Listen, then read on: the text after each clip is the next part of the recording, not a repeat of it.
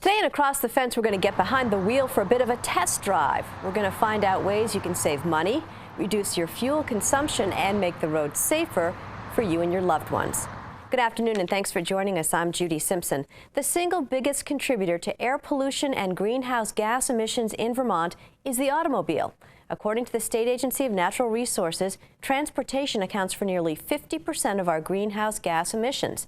One of the most effective ways to reduce the environmental impact of driving and to save money is the concept of eco-driving. To find out more, I'm joined by Dave Kestenbaum of the University of Vermont Extension. Dave is the director of the Certification for Sustainable Transportation. Thanks so much for being with us.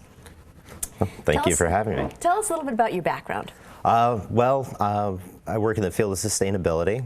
My undergrad degree is in hotel management, and early in my career I got to work for companies like Disney, Hilton, and Sheraton.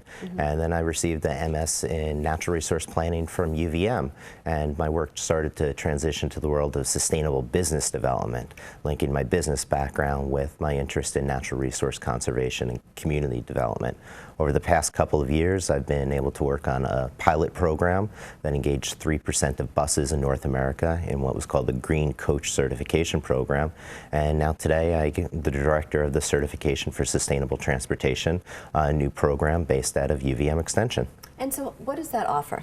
Well, the Certification for Sustainable Transportation is a program that builds awareness and promotes the use of transportation options that reduce greenhouse gas and other harmful emissions, increases energy efficiency, and utilizes alternative fuels and new technologies. We accomplish this goal through two main vehicles. We have a vehicle certification and rating program called the E-Rating Certification Program, and then we also meet this goal through driver training programs, one on going idle-free and the other on eco-driving that we're going to be talking a little bit about today.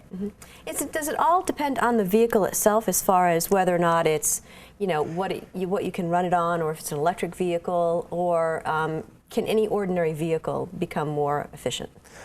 For the most part, any ordinary vehicle can become more efficient.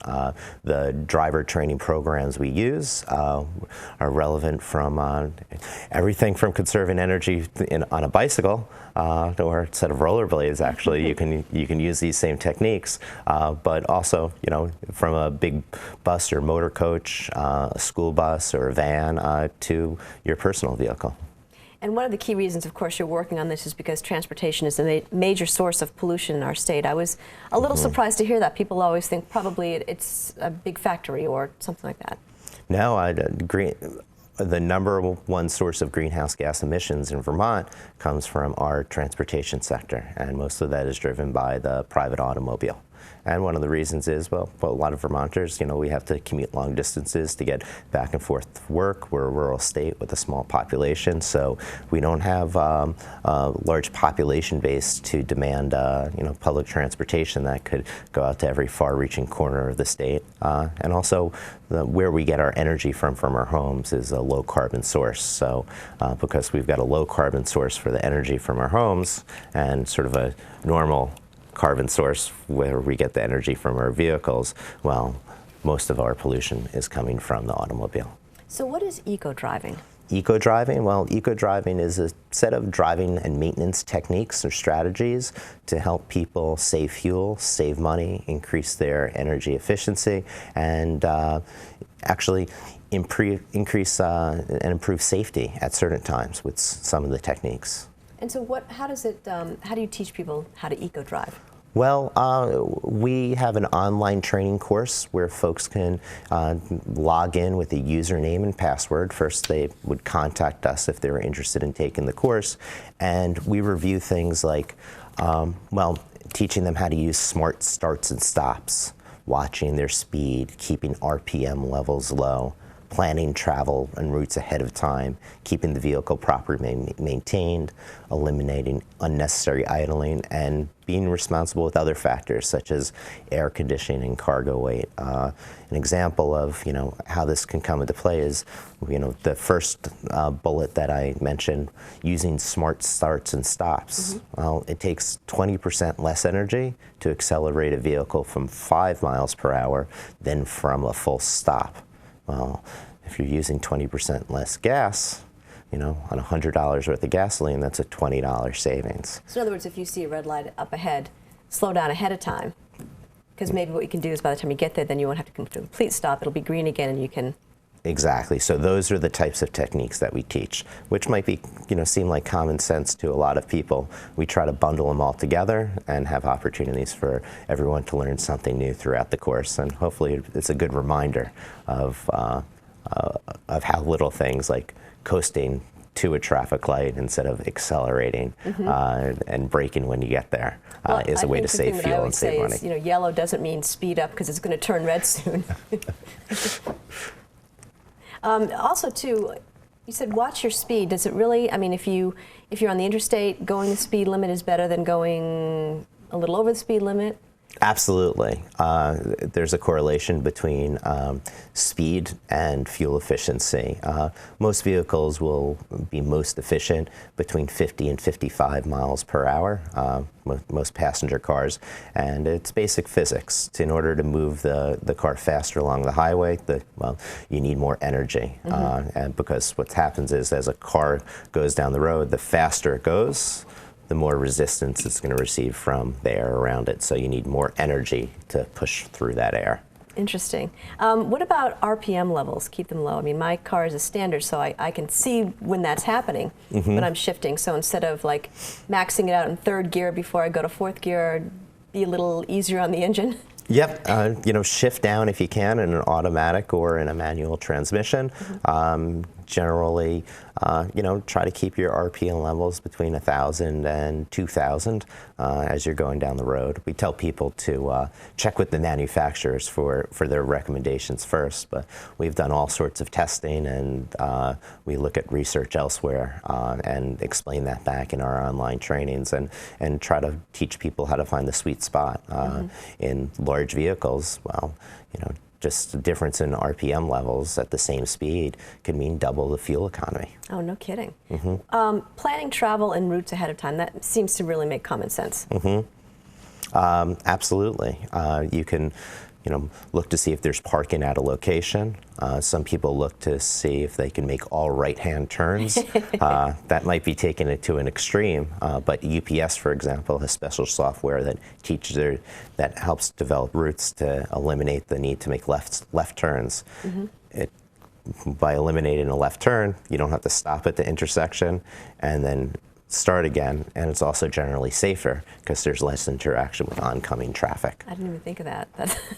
Well, better gas mileage is, of course, one of the best ways to save money. Within the Certificate for Sustainable Transportation's Ecodriving online training program, there is a video that compares fuel mileage at various speeds. Let's take a look at that. Still want to try to get. In this demonstration, a non-professional driver uses different driving styles on a 1 1/4 mile loop. Each style, aggressive, normal, and driving using eco-driving techniques, are compared to find out which style has the highest average miles per gallon. Hi, my name's Lisa Ryman, and I would classify myself as a moderate driver with some aggressive tendencies. I like to go fast. I'm impatient with drivers in front of me, so on the highway and especially I'll accelerate fast to get around them. When Ryman drove the course, her average MPGs were as follows: 13.65 when driving aggressively, 21.25 when driving normally, and 24.3 when driving using eco-driving techniques. Eco-driving was 43.8% more efficient than aggressive driving.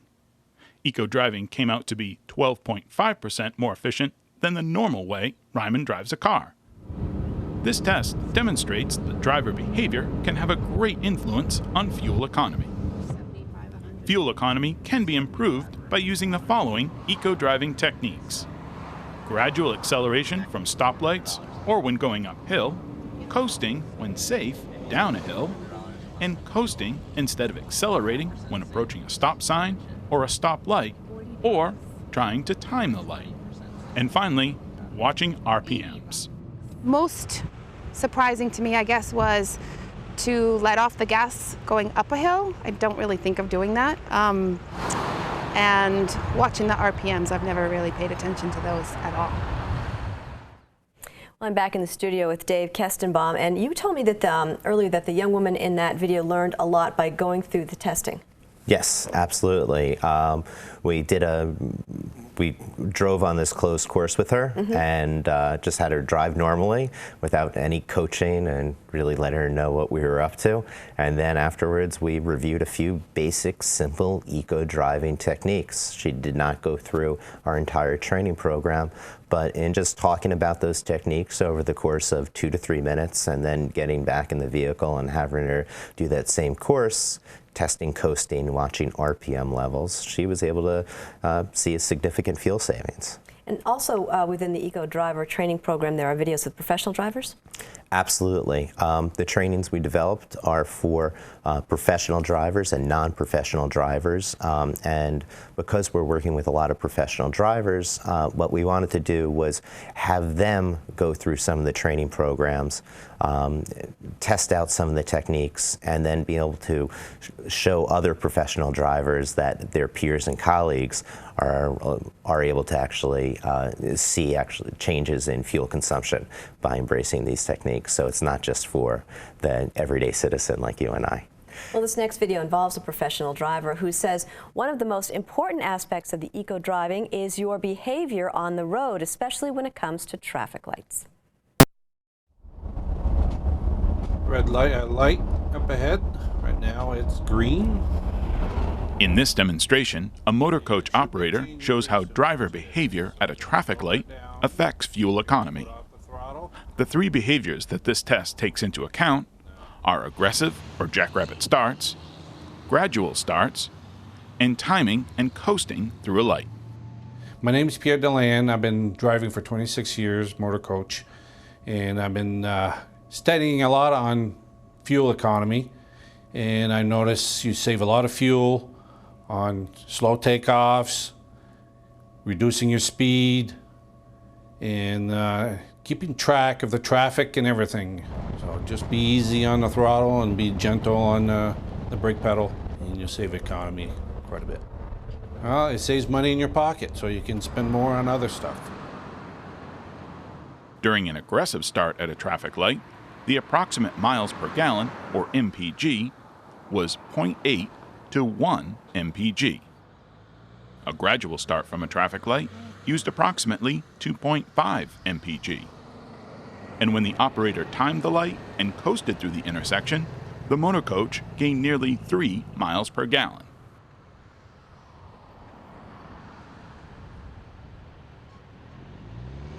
Having aggressive starts obviously cuts your fuel mileage way down, roughly in half of what it would be for a mild start. Being able to time the light just right and coast through would it gained you another 3 miles per gallon as far as this Motorcoach goes. So doing it right will definitely increase your fuel mileage substantially. And doing it right means what? Mild acceleration, trying to time the light just right, coasting versus a complete stop. And we see the data, it's right there, so definitely a huge improvement. Well, I think that's amazing. We're talking about eco-driving and UVM Extension's new certification for sustainable transportation. And Dave, one of the basics of eco-driving is car maintenance, which is pretty basic. Yep, just general vehicle maintenance. If folks at home just make sure they stay on top of maintenance on their vehicle, they're going to see an improvement in fuel economy. Tuning up a vehicle will generally increase fuel efficiency by about 4%. Replacing a faulty oxygen sensor will increase fuel efficiency up to 40% oftentimes. Wow. And then watching things like tire pressure, a 5% decrease in PSI can translate into a 1.5% decrease in fuel economy. So people who are complaining about high gasoline prices, there really is a lot you can do yourself. Absolutely. By well, if we decrease our costs, well, and improve the efficiency of how we run our vehicles, well, that's going to be a savings at the pump. So there's an opportunity for Vermonters to learn more about eco-driving. How can they do that? Absolutely. They could contact us through our website at erating.org. That's the letter E, the word rating.org. Oh, that's terrific. I want to thank you for joining me today. This, I've learned a lot just by watching those 2 video clips. It's been great. Thanks so much. Well, thank you. That's our program for today. I'm Judy Simpson. We'll see you again next time on Across the Fence. For a video copy of today's program, call toll-free 1-888-ATF-3430.